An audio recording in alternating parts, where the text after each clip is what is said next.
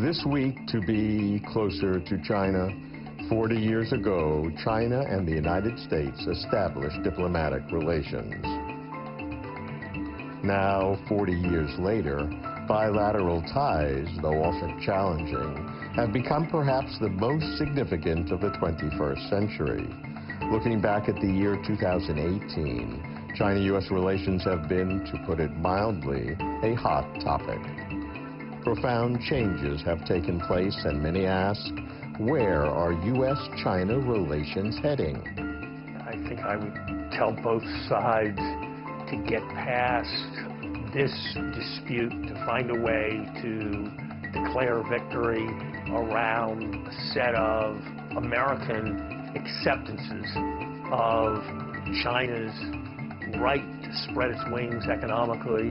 Looking ahead to mid-century, what do you estimate the relationship on a nominal basis will be between the Chinese economy and the U.S. economy? By the time of the mid-century, I wouldn't be surprised at all if the Chinese economy was twice as large as the American. I think we in the Americas are going to have to learn to adjust to not being the dominant economy in the world in the way that we have been for a long time, simply because of the weight of the numbers. I speak with Lawrence Summers, former Vice President of Development Economics and Chief Economist of the World Bank, former Director of the U.S. National Economic Council, former U.S. Secretary of the Treasury, and President Emeritus of Harvard University. This week, be closer to China. There are no winners in a trade war. The U.S. and China are confirming the dictum as dueling tariffs and mutual uncertainties are weighing on both countries. In the U.S., stock markets exhibit high volatility and threaten the economy. In China, the economy is slowing, business confidence is waning, and measures needed to reduce financial risk are being relaxed. Although we are hopeful that real progress is being made in the 90-day ceasefire, it is worth looking at the bigger picture. China states that it is still a developing country, so that different rules apply, a legitimate principle of the World Trade Organization, the WTO. And a broad consensus is convinced that the U.S. seeks to contain China. The U.S. claims it is not resisting China's rise, but rather the country's unfair or illegal means to achieve it, citing closed domestic markets, poor intellectual property protection, forced technology transfers, commercial cyber theft, and state subsidies to develop or acquire high technology. Rational, independent, knowledgeable voices are rare. One of them is Lawrence Summers, the distinguished economist, former U.S. Secretary of the Treasury, and former President of Harvard. Never shy to challenge conventional wisdom, Summers offers trenchant analysis of Sino-U.S. relations in general and the current U.S.-China trade war in particular. Don't assume he will parrot the Trump administration or exonerate China. Sometimes a foreigner can get us closer to China. Over a mini-summer dinner at the G20 meeting in December 2018, Presidents Trump and Xi brokered a 90-day truce to the current trade conflict, agreeing that there will be no further escalation during this and that the two sides will enter into discussions with the intent to settle disputes. And after extensive, in-depth, and detailed exchanges at the vice ministerial level, China and the U.S. agreed to maintain close contact. What are the fundamental differences between China and the U.S.? What are the primary issues affecting Sino-U.S. relations? I speak with Lawrence Summers, former director of the U.S. National Economic Council and President Emeritus of Harvard University. I'd love to hear your views on the underlying cause of where we are. Some people would call it trade tensions, which is kind of playing with words to try to influence, but we all know where we are today. But to look at the root causes of it, from both countries' point of view, put on your neutral economist hat. and analyze kind of both sides and give us a kind of a benchmark from where to start? It was probably inevitable that as China became more successful economically, as it moved up the value chain towards producing more sophisticated goods that had more in common with what America was producing, that the extent of economic competition and conflict was going to increase. And that's what has happened. So that there would be trade conflict was probably an inevitability. I completely agree that trade deficits are really an irrelevant part of the U.S.-China relations. Trade deficits are easy to understand. You can put numbers up there. Perhaps some people can think about those numbers as meaningful. But I would look to a series of other kinds of things that are really drivers, and in no order of importance. I would say the lack of differential openness between U.S. and Chinese markets, intellectual property theft in China or other places of foreign companies. Third is cyber theft, industrial espionage. Fourth is forced technology transfer and joint ventures. And last would be government subsidies of Chinese enterprises. So those are kind of 5 categories of what I would call real problems. How would you assess them? Which are important? Are there progress being made in some? Chinese companies set some requirements if you want to do business with them. In China, well, companies are able to set terms for when they do business. When it's mandated by government, there certainly are excesses, and that's something that does need to be negotiated. There are issues around intellectual property protection, and I think that does very much need to be stiffened. You know, the United States produced the Internet out of a set of policies that came from the military. Sure. It was a subsidized industrial policy that produced the Internet. The Intercontinental Railroad was a subsidized government policy. The jet engine came out of military efforts that were heavily subsidized in all sorts of ways. So I think we have to be careful in saying that anything one does to strengthen one's economy or anything that the public sector does that supports industries is somehow unfair. I think there are legitimate issues to be looked at, but I'd rather see them looked at in global ways, setting standards that seem right to all countries, than through threats and tariffs as the way of negotiating them. As this so-called trade war is in process, how would you judge the effect of it on the world economy, world GDP, if this continues and perhaps gets worse with 25% and even more? How significant would a U.S.-China protracted trade war be on the global economy? We know with a very high degree of confidence that it can't be good. We know with a very high degree of confidence that, as Ronald Reagan said of nuclear wars, trade wars can't be won and should never be fought. And so we know the sign and we know the direction.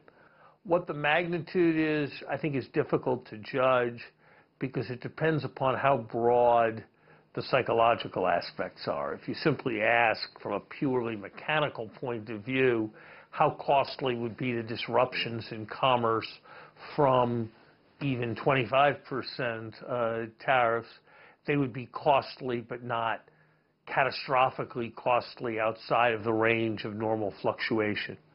but I think they do call into question broad trends and raise the specter of major breakdowns. And as a consequence, the uncertainty they engender can be that much more damaging.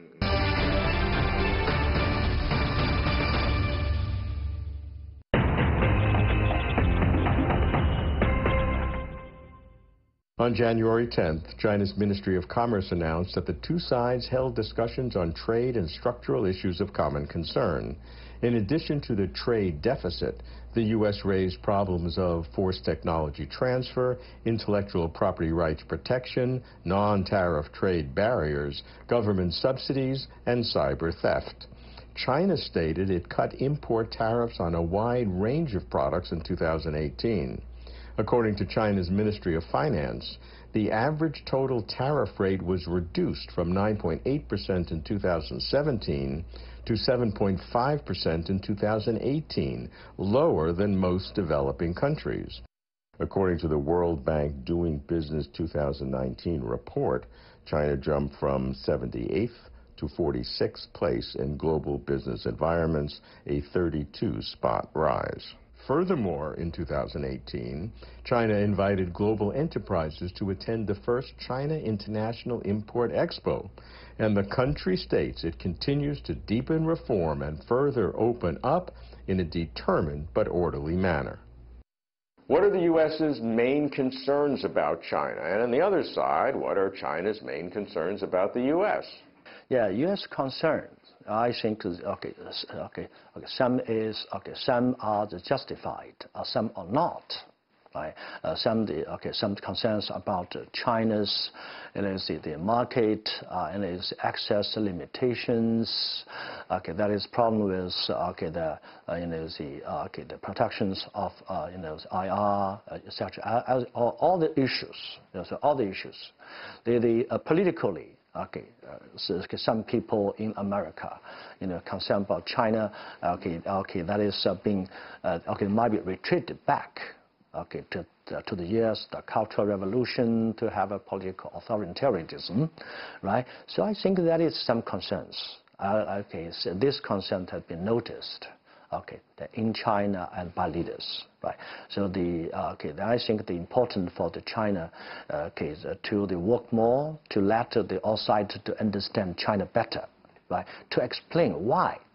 Then the tremendous changes and adjustment are the necessary in China. Right? That is I think that is some adjustment necessary to address the structural problems accumulated over the years reform and opening up. What about some of the new technology areas of so-called competition, artificial intelligence, AI, big data, 5G, all of these areas that China wants to be a standard setter, not just a purchaser of foreign equipment? Semiconductors. The most important thing the United States can do in all these areas is to have its own robust programs for progress that support the private sector, that provide the foundation of public sector basic research, that enable cooperation between companies where that's appropriate, so that we can compete as vigorously as we can in an area where so much knowledge can be held in something as small as a smartphone.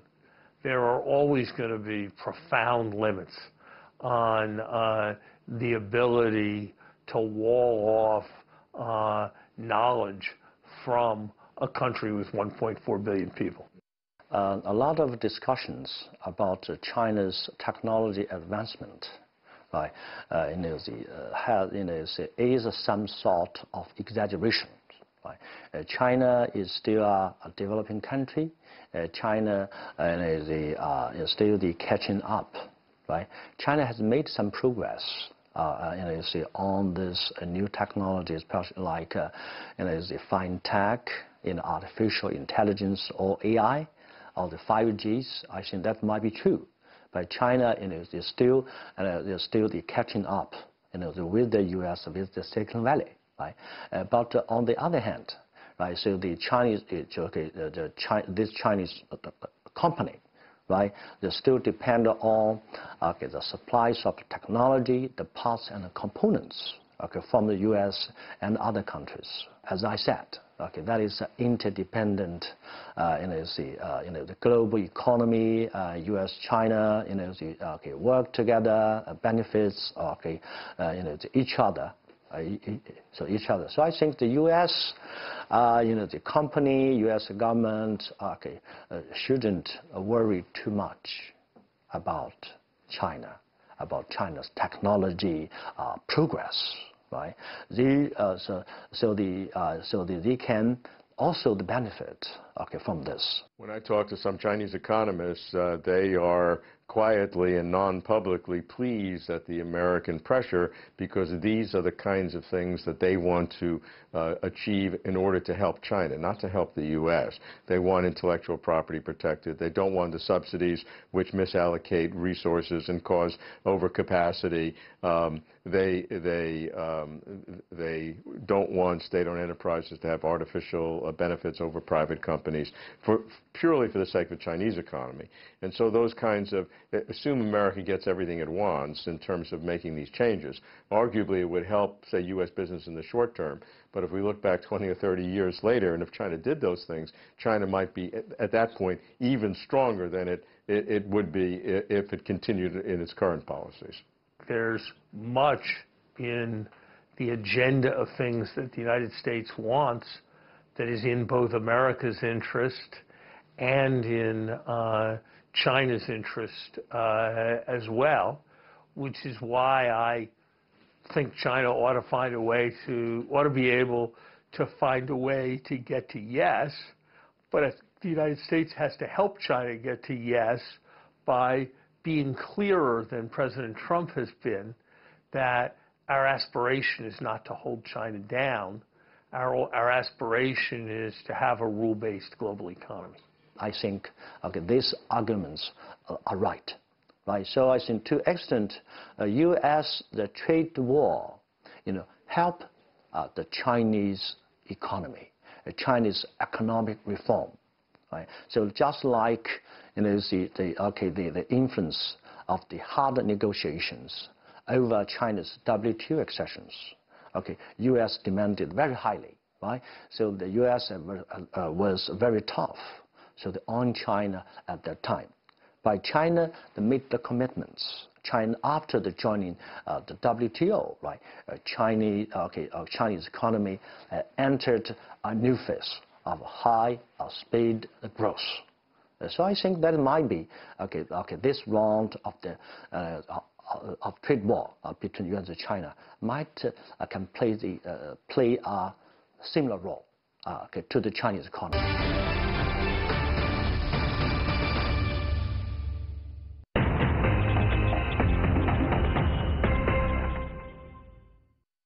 The 90-day ceasefire agreed to by President Xi and President Trump energized global stock markets. China's Ministry of Commerce stated the trade talks improved mutual understanding and laid the foundation for resolving issues of mutual concern. Following initial discussions in Beijing in early January, additional meetings are being planned.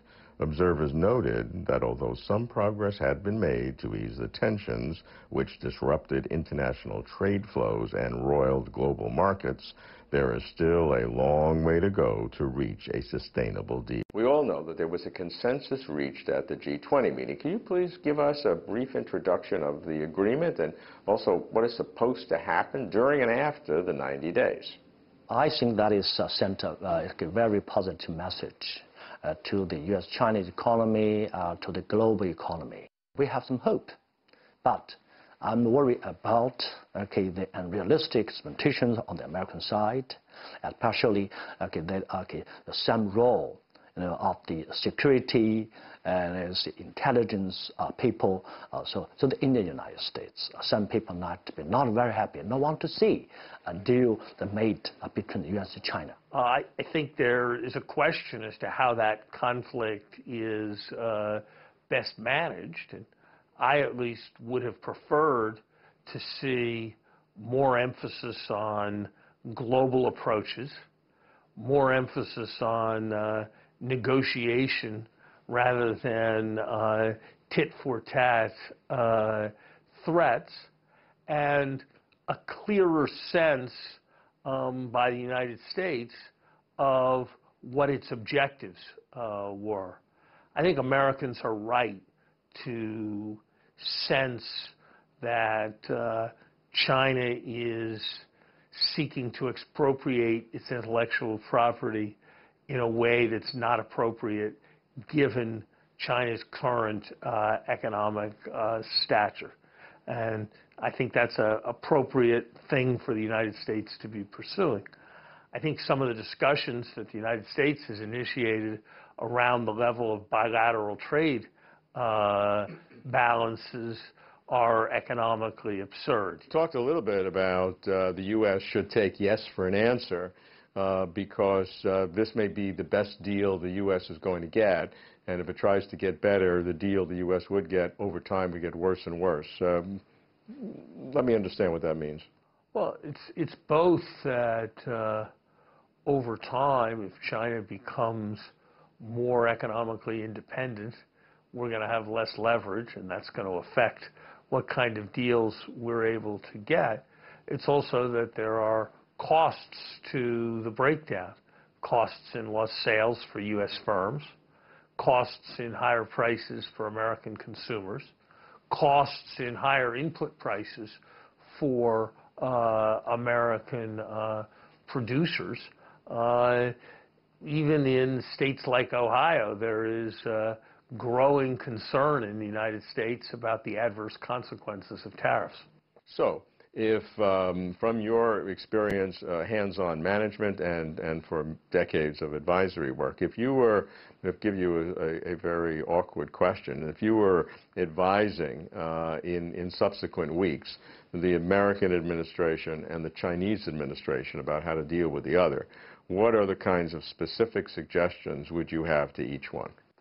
Look, I think I would tell both sides to get past this dispute, to find a way to declare victory around a set of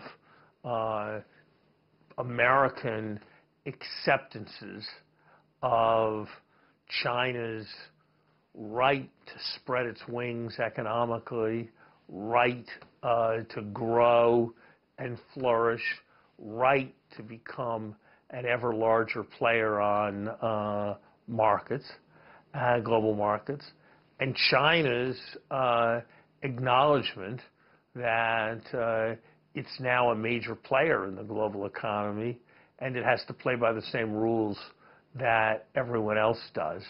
And that means not expropriating technology, respecting intellectual property rights, following policies that delimit subsidies in sensitive industries and the like. So I think there is a set of understandings to be reached in which the United States recognizes that it cannot be its objective and will not be its objective to hold China down.